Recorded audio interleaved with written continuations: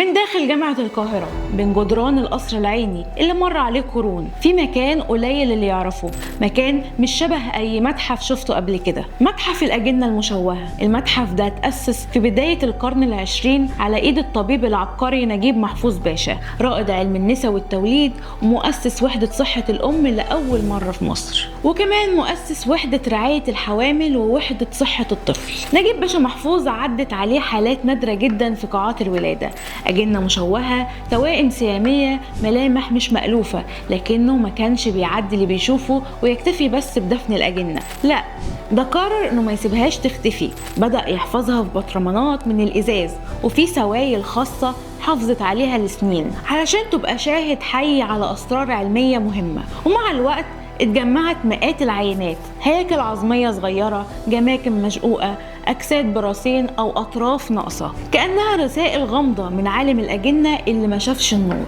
الغريب إن أي حد بيدخل القاعة دي بيحس بهدوء مش طبيعي، وبيتوه وسط البطرمانات المرصوصة على الرفوف اللي بتحس إنها عيون بتراقبك وبتسرح في قدرة ربنا وجمال العلم والتراث العلمي اللي تسبب لنا من أكتر من قرن علشان يثبت دورنا العلمي على مر السنين. متحف الأجنة المشوهة مش مجرد مكان للتاريخ الطبي، ده سر غامض محفور في قلب قصر العيني، سر بيجمع بين العلم والحياة اللي ما اكتملتش والموت اللي اتسجن في برطمان إزاز.